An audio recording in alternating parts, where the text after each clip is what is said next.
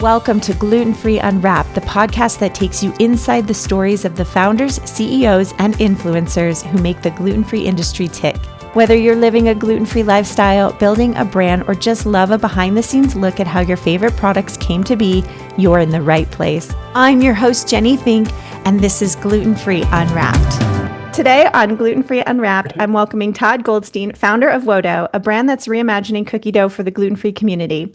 Todd's story began in his family's restaurant, where he first developed a love for food and entrepreneurship. He'll share how an idea in his head became what is known today as Wodo, a fast-growing gluten-free cookie dough brand. We'll also discuss why he and his 3 sons follow a gluten-free diet, what it truly takes to launch a CPG brand from the ground up, and the personal and professional challenges he has faced along the way. Todd, welcome to Gluten Free Unwrapped. Thank you for having me. I'm excited.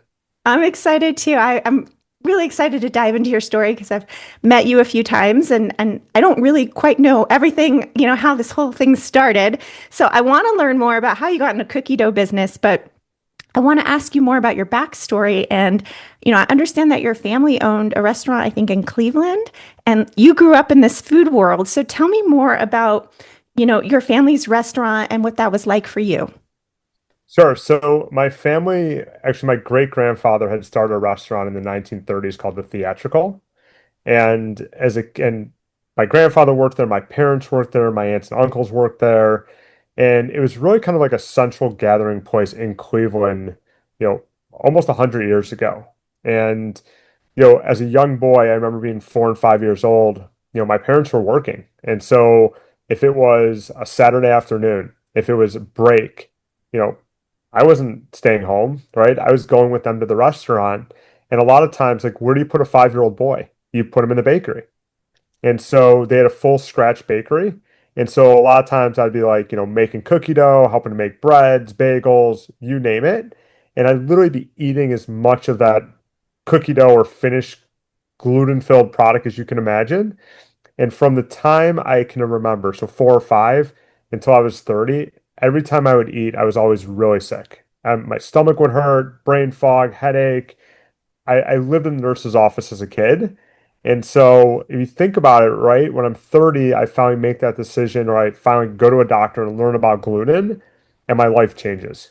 Wow. Okay. And I want to get more into that as well, but I'm just imagining you as a kid, in the family restaurant, eating cookie dough and also like not feeling well, but not understanding what it was. Now, were you having, stomach aches? What were some of the symptoms that you were having as a kid? So, like most people who, feel like, it's just I'm used to it. It was a lot of GI issues, stomach pain, a lot of discomfort, headaches. And as a kid, it's really, your parents like, oh, you'll be fine, right? That's just the typical thing you always hear. And it's really interesting because now when I go to trade shows, I tell a story. When I first started going to trade shows, it was usually younger women who would say, I have a gluten allergy. Now when I go to trade shows, it's younger women to 60-year-old men who are like, I just got diagnosed with celiac. I just got diagnosed with gluten intolerance. And now I finally feel better after 20, 30, 10, 50 years of suffering. So people have suffered for a long time just thinking this is what you do when you eat these types of food instead of recognizing, wait, I might have a gluten Yeah. allergy. And then now accepting it that it's not a trend, it's actually something in how our food is processed and mostly wheat that causes you this discomfort. Right. And we're just learning so much more about how gluten impacts, every cell in our body and is kind of behind a lot of autoimmune disorders and things like that. But obviously when you were a kid, like people didn't really talk about gluten. Like I know, like I didn't even know that word till I was in my 30s. But how did you actually discover it was gluten? What's behind that? So my best friend's wife had gotten diagnosed with cancer, and she's perfectly fine now. They have 2 kids, and we were out for dinner, drinking beer, eating a bunch of bread, and she's telling us about how she's going to a homeopathic doctor, and they have told her stop eating gluten. And I'm like, that is all witchcraft, right? Like that's not real. Like gluten, whatever. And then the next day, I woke up and I was so sick. It was like the gluten-free, the gluten-filled gods were calling the gluten-free gods and saying, we're going to punish this guy. And I called her husband. I was like, tell me more about this. And he's like, yeah, you just don't eat gluten. And I'm like, well, what's gluten, right? So I started Googling it and I'm like, okay, I can't eat any of my favorite things anymore. But I'm like, I'm going to try it because I'm sick of being sick. And from that day forward, unless someone, doesn't tell me it's a shared fryer or they don't aren't truthful about being gluten free, I've been gluten free for since 2011, Wow. and my stomach doesn't hurt unless someone slips that gluten in, which I know you can relate to, right? I mean, I Right. know you're celiac and you've been on the journey as well, and it's, that's the worst, right? And that's actually happened to me a lot when I've traveled, where people say, "Oh, this is gluten free," and then, I'm getting on a plane and I'm like sick for the next 5 hours. And Wow. so, for me, it was really that moment when they were talking about it. I was like, this is totally like witchcraft. And then I'm really sick that night, the whole next day, and I'm like, something, maybe there's something to this. And I was like, I'm gonna try it because I Right. can't not be sick anymore. And that's actually really amazing that you did that because just bringing you back to what you said before about trade shows, how it used to be mostly women telling you they're gluten free, and now you're seeing a mix of men and women. But I think as men, like we're like, men are like, I can eat anything. I have a stomach of steel, and maybe a little bit of denial having to be gluten free. And so you actually recognize that about yourself pretty quickly.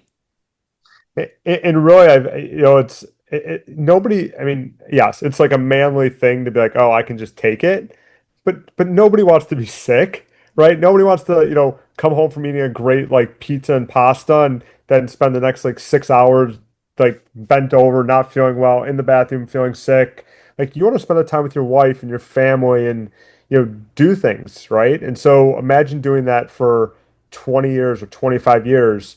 Like a lot of people got accustomed to that, but then a lot of people have said, something, I'm not going to be ashamed to go to a doctor, share why I'm not feeling well, and then actually listen to what they have to say. And I think that's where you're starting to see the transformation. And really, the data shows that 1 in 4 people in the US today are following a gluten-free diet. Wow. Wow. 1 in 4. That's 1 in 4. amazing. Now, did you get a formal celiac diagnosis, or were you just experimenting with gluten free and that's how you figured it out? So I immediately went gluten free, and then I went to the doctor probably within about 60 days of stopping gluten. And I made the decision I was going to go in and do all the tests. And then I went to the doctor, and they did, they started doing blood work, and they're like, okay, to really, really test, you've got to go through, the not fun test, right? And I know you know what that is. But we went through all my symptoms, all the blood work, and the doctor was like, I can tell I'm almost certain you have celiac disease. I can spare you from having to go eat gluten and do the test, or we can just say, hey, this is where you are and accept it and don't eat gluten the rest of your life and you'll feel better. And I made the decision that I was just going to accept it and I was going to stop eating gluten. We know what the cause is, and then we're going to be on our way. And Right. so, no, I did go to a doctor. We did like the non-invasive stuff, the funner stuff, I would say, the more fun stuff. But I didn't want to go through like I didn't once I knew how it felt not to have gluten in my body, I made the decision that I did not want to be sick again for a period of time. And so I was going to go by what the doctor said. But for my oldest son Henry, we did all when he was about 18 months, we did all of the the the pricking on his back, and like his back swelled up, and so we knew immediately he had a severe gluten intolerance.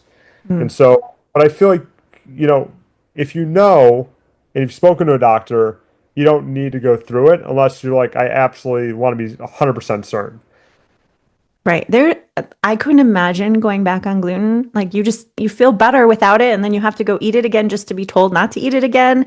So a lot of people struggle with that gluten challenge is what it's called. And I don't blame you. Like you feel better and you felt sick for 20 years and then you suddenly felt better. Like there's no way I would go back on gluten either.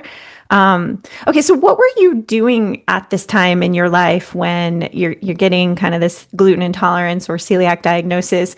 Were you working? What was your life like? So I had started an incubator co-working space in Cleveland, Ohio in 2008 called Launch House. And the idea behind that was to create like an ecosystem for idea stage entrepreneurs because prior to that, I was working in the medical technology space, and I kind of fell in love with startups. And so I was providing small amounts of capital for idea stage entrepreneurs, and then we had a 30,000 square foot building where companies worked out of. We had a maker space. We had light manufact companies are doing light manufacturing. And so, at the time, I was very familiar with the entrepreneur space. I was helping entrepreneurs. I was investing in some entrepreneurs. I was watching small businesses get built.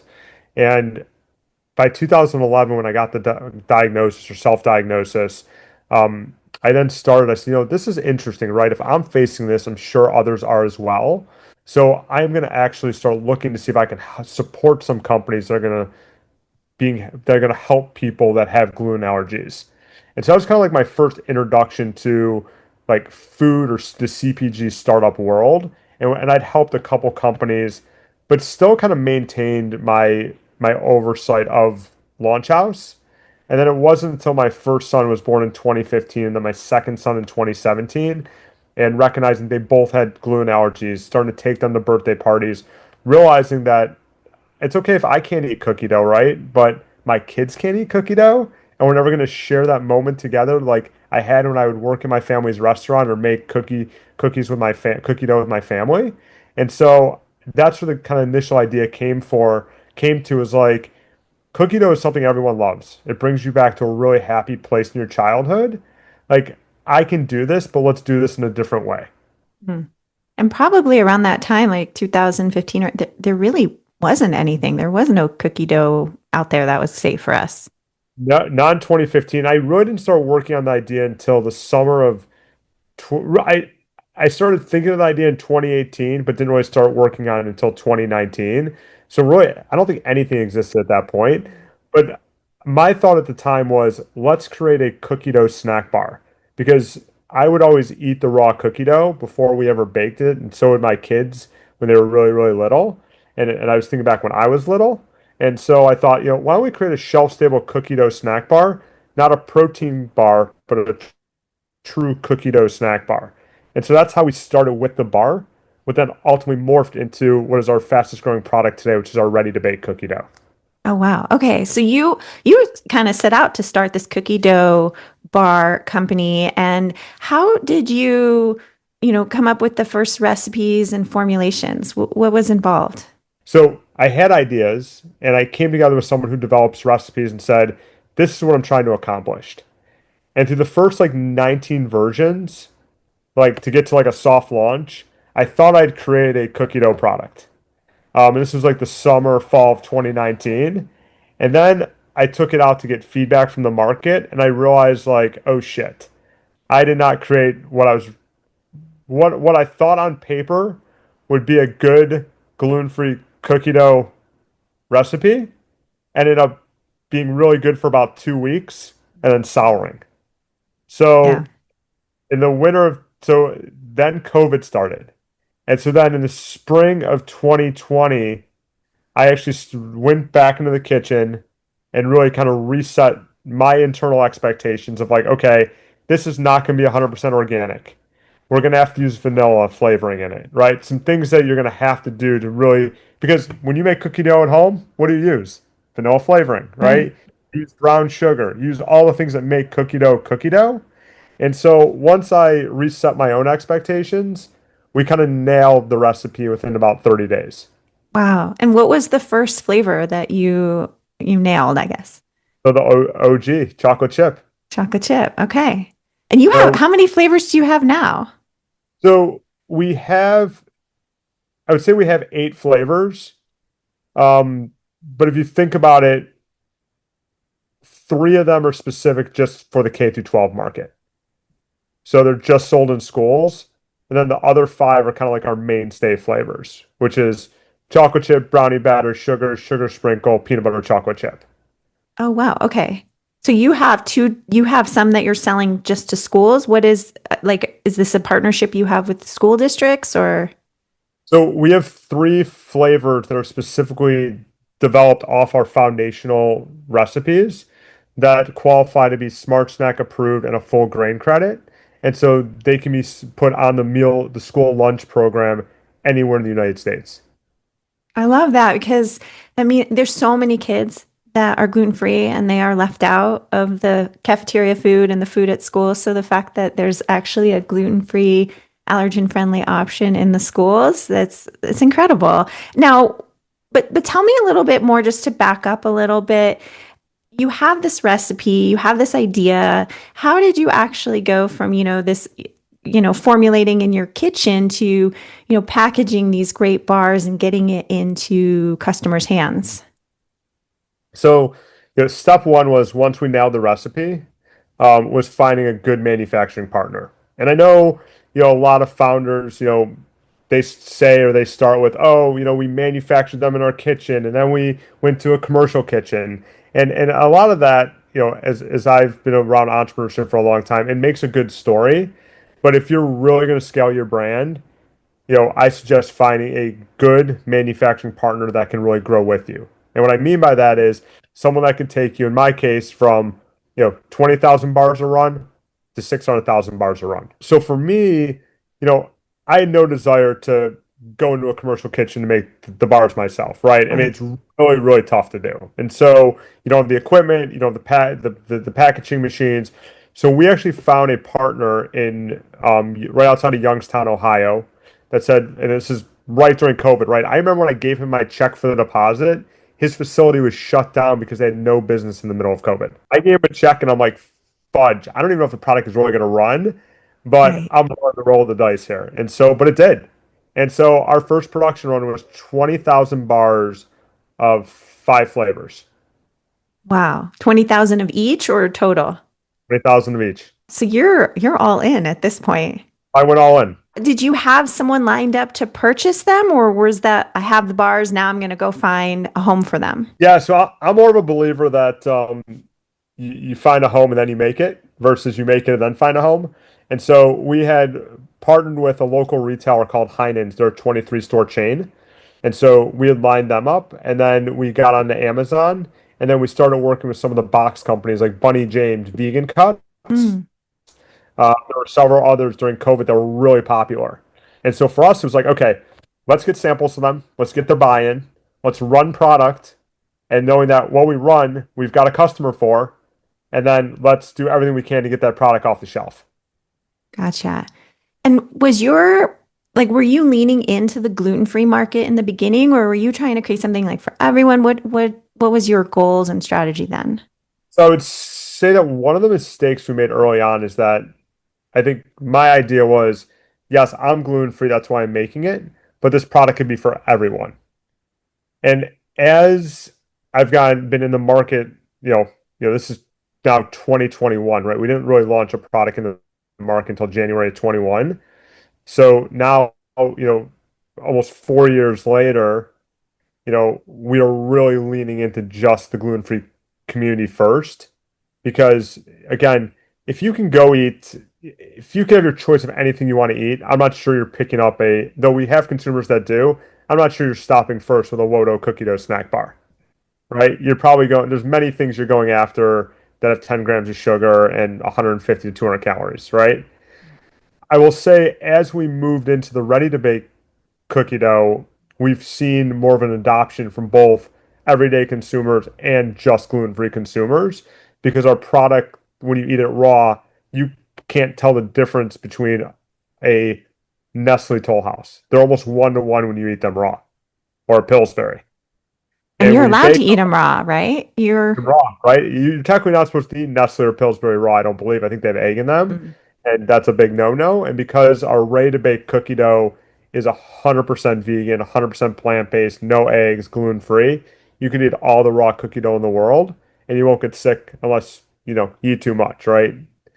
Um, but it's interesting how we ended up in the raw cookie dough space from a ready to bake standpoint because our main focus was the bars until I started seeing consumers post pictures of our bars coming out of the oven and asking for baking instructions on our bars. And then I had that aha moment, well, oh shit, like people are really looking for a ready to bake cookie dough, maybe not so much a cookie dough snack bar.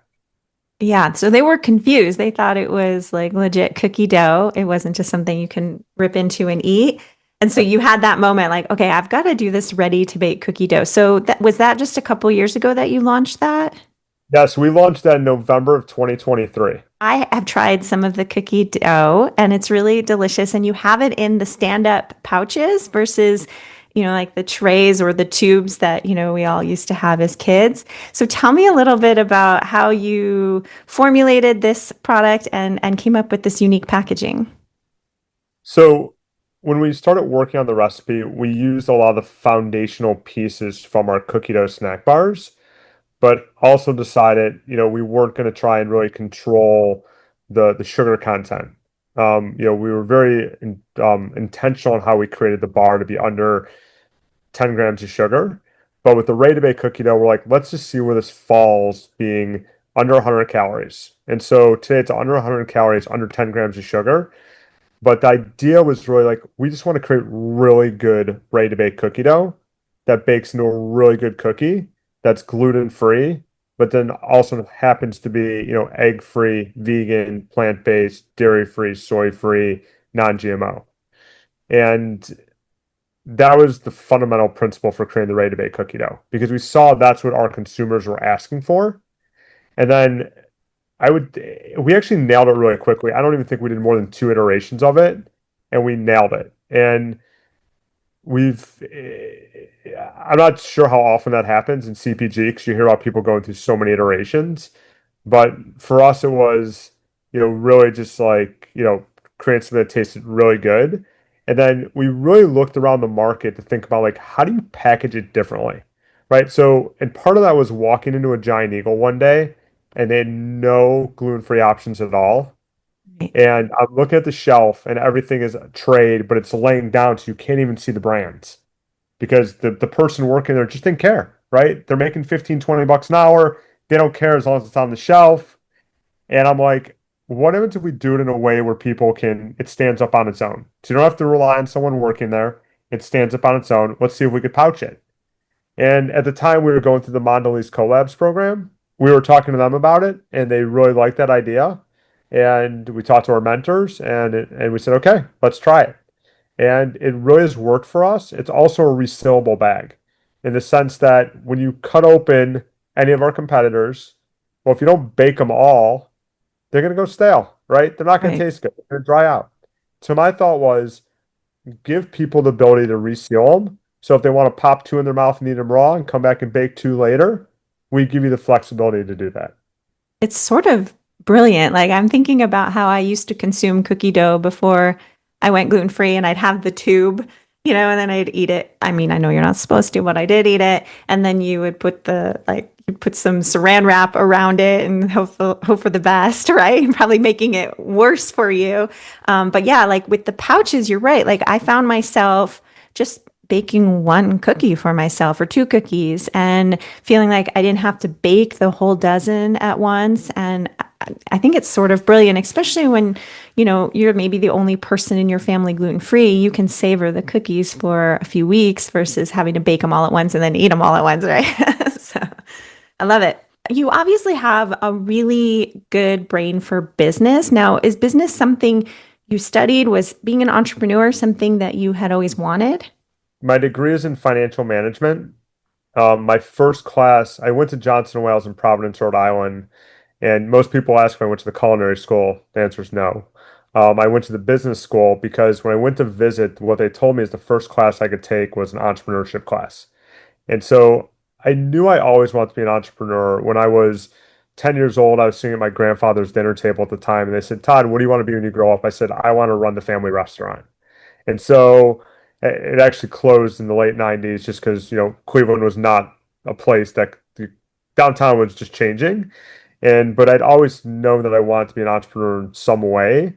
And if you think back, like running a restaurant is food, right? Now being in CPG is food, but I'm not sure I ever thought it would take this path. Yeah.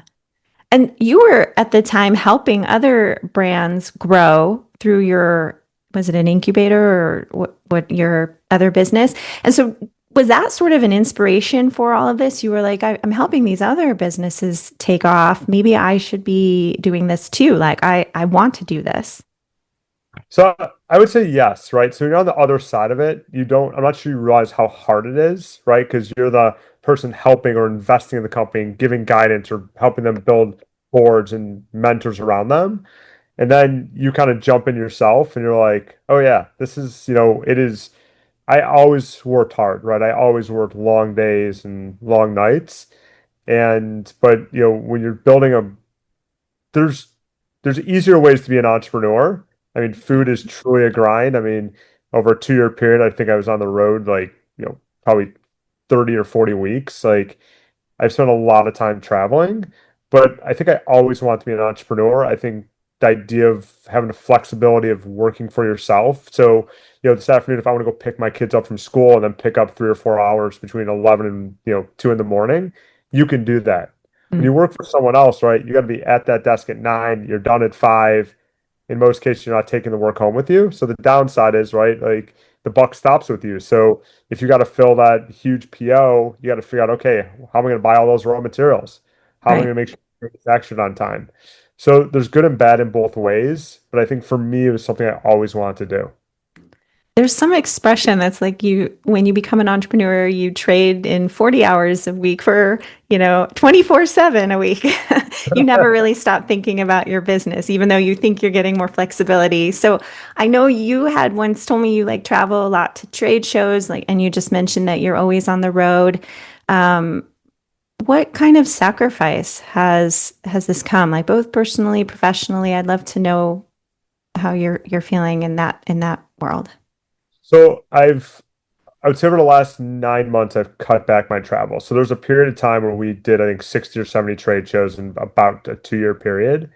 And we made the decision this year that we are only going to do about 9 or 10. And my VP of sales, who's also my business partner in Wodo, he's also now doing some of the shows as well. I mean, he's did 2 in the last 3 weeks.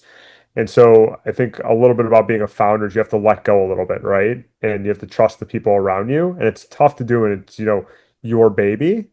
Right. But you also have to realize on the other side, if you're always on the road, like you're sacrificing your family life, like how's it impacting your wife and your children and everything else? I take my boys to school every morning. If I can, there's days where I pick them up and bring them back to the office.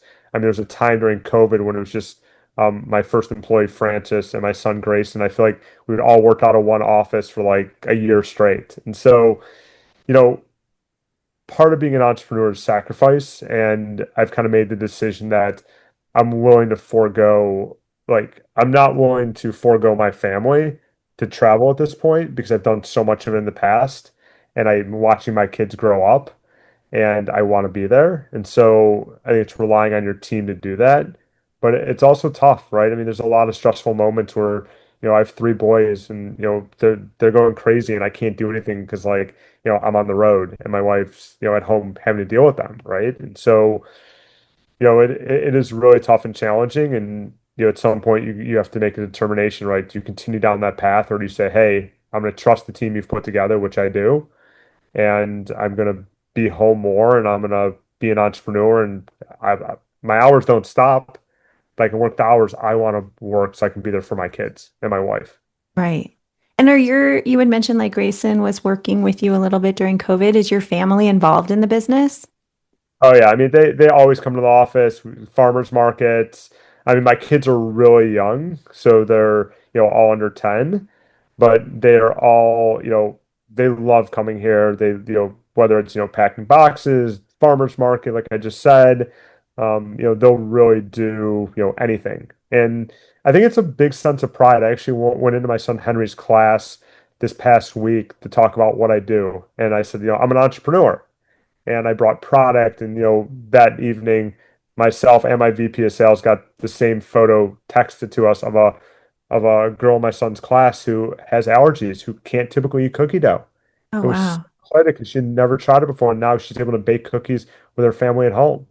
And so it's like those proud moments. Like, and my son Henry was like, I want to work for Wodo one day, right? My other sons say that as well. And so you know, it's building something that I feel that my kids are proud of and I'm proud of as a family. Yeah, and they're watching you, they're watching their dad be successful and they're going to be okay because it sounds like you're also still there for them as well, taking them to school. But people may not realize there is so much sacrifice in being an entrepreneur and building a brand.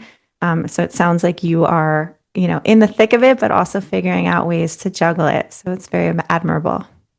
Yeah, and I think I'll say the tough thing is like when you're having a bad, and I know you go through this as well, you're having a bad day or a bad couple days, or you're really stressed out, and it's tough not to bring that home with you because it's just you can't because it's all on your shoulders.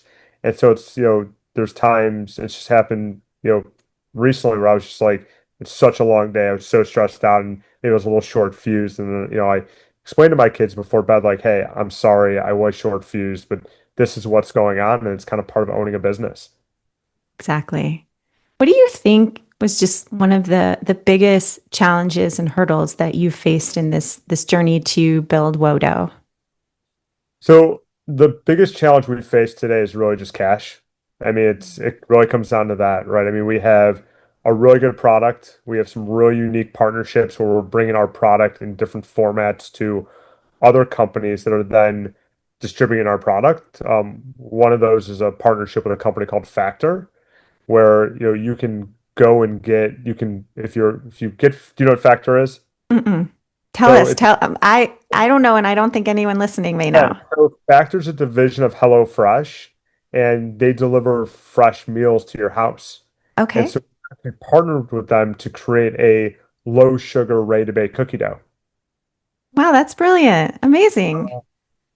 So people can actually get our product, like it's not Wodo, it's Factor's cookie dough, but it's powered by Wodo.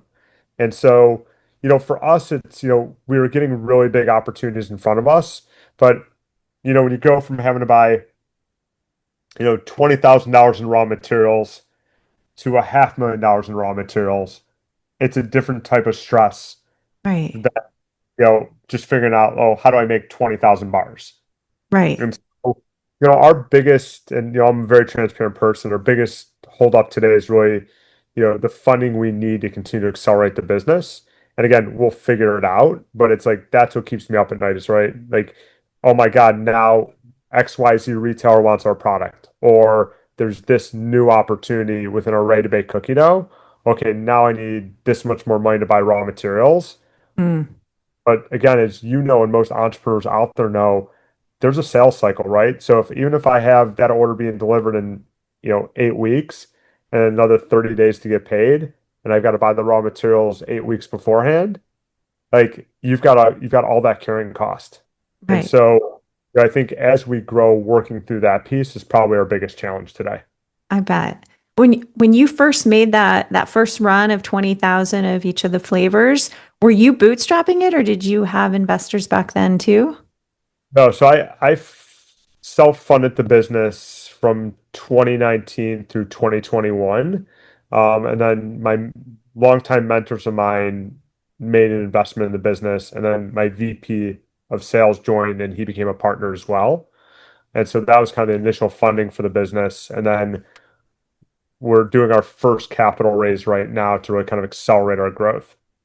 Okay. Yeah. People have no idea the amount of cash it needs to flow, cash flow you need to run a business like yours. But it sounds like you guys are figuring it out and like really having exponential growth. I mean, I think Wodo came on the scene, in my scene in a few years ago, and I just feel like I see you guys everywhere now. So I imagine that's a challenge, blessing and a curse, right?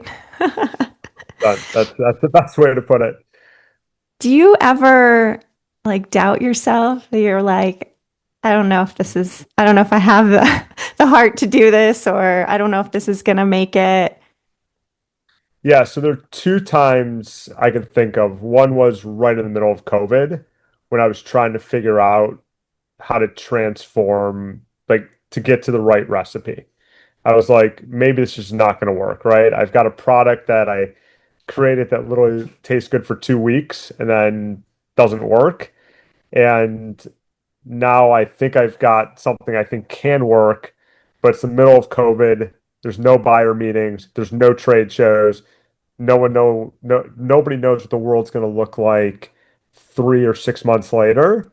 And I was like, maybe, and I walked into my co-working space and on a Tuesday at 2 and nobody's here.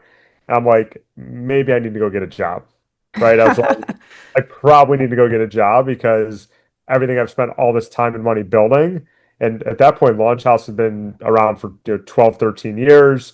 Wodo was, about a year in. And I'm like, yeah, I might need to pack all this stuff up and call it a day. And then, honestly, recently, right, as we're, getting these big opportunities, as you said, it's a blessing and a curse, right? I'm like, holy shit, like we really have something. Like from 2024 to 2026, we have a chance to grow over 400%. Wow. But at the same time, I'm like, can I actually, like, I know I can manufacture it. I know I am probably one of the most innovative entrepreneurs in CPG today. I've got a whole pipeline of innovation, some of which we've talked about. But I'm like, can I get enough money to support the growth?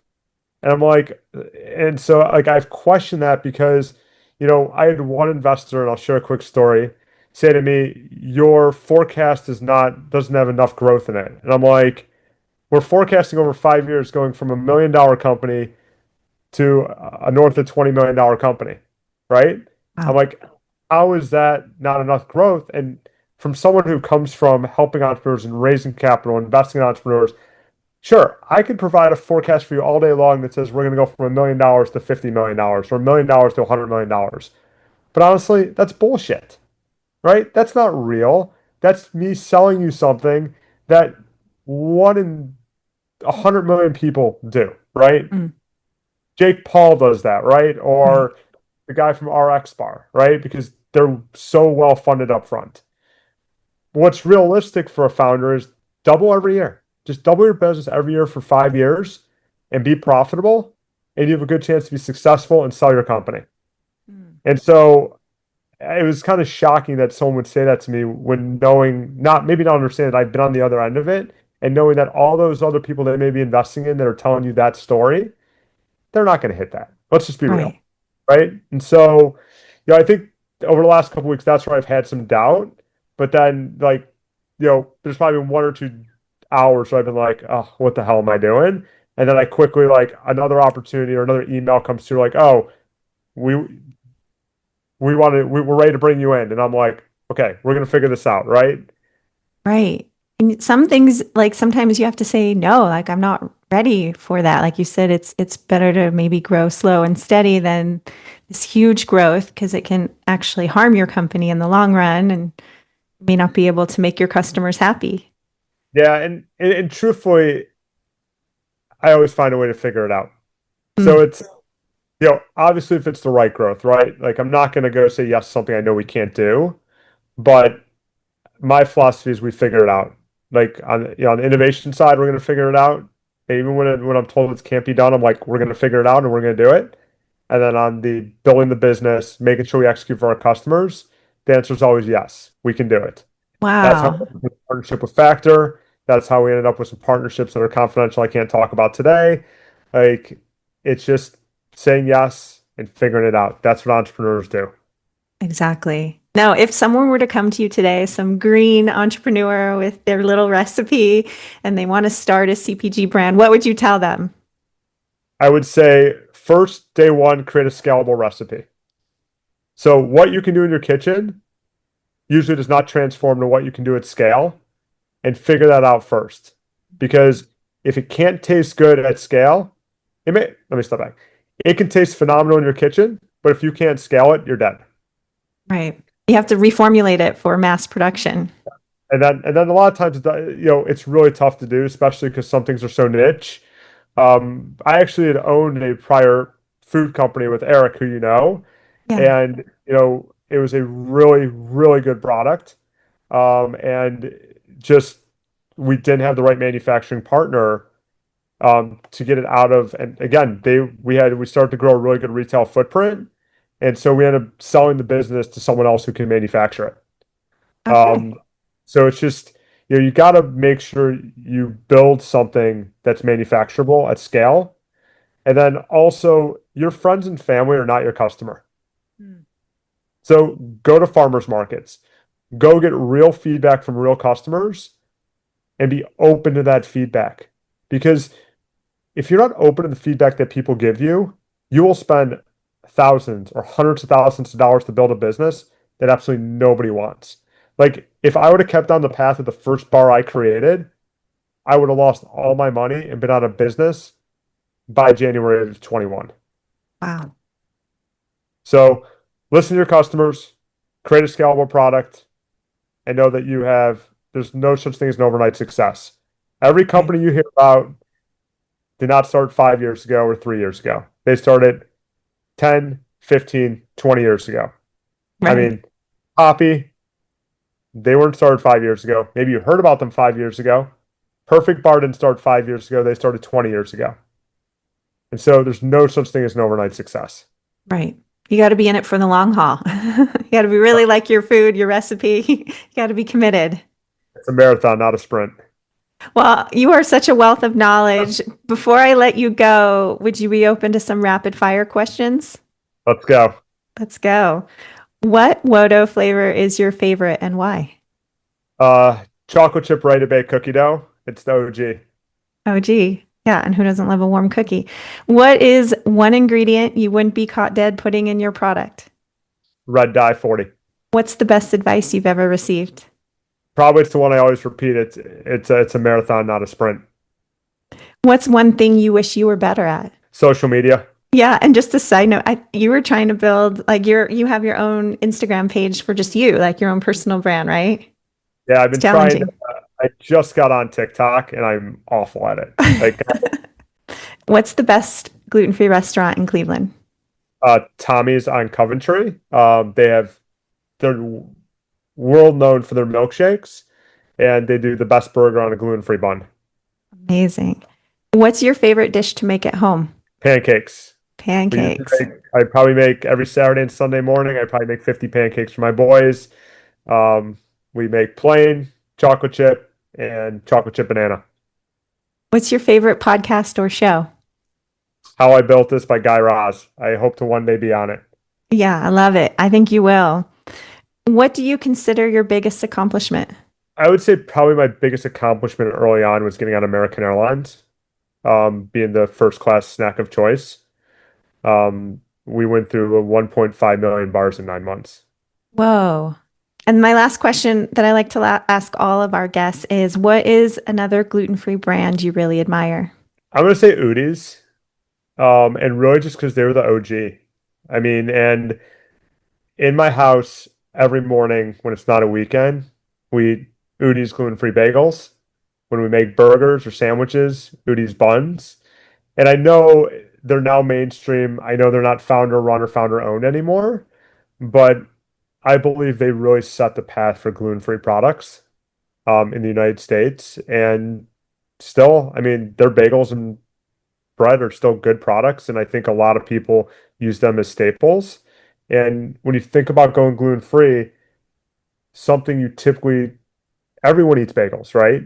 And so and there's another brand that I really admire that's in New York. It's called Modern Bagel, and I feel Right. like they could be the next Udi's because they have bagel shops, and a lot of people that go there aren't gluten free because they're that good. But from a pure just longevity Udi's, and then a brand that's really up and coming, Modern Bagel, which is more like you know fast casual bagels to go. Right. And I feel like Udi's been with us for a long time. And like you said, they really set the path for the gluten-free world. They have really good distribution. It feels like anywhere you go in the country, you can at least find Udi's somewhere. And then, right, I have not had modern bread and bagel, but I hear it's amazing. And yeah, I think I might have to just order some because I may not get to the East Coast to try it in person.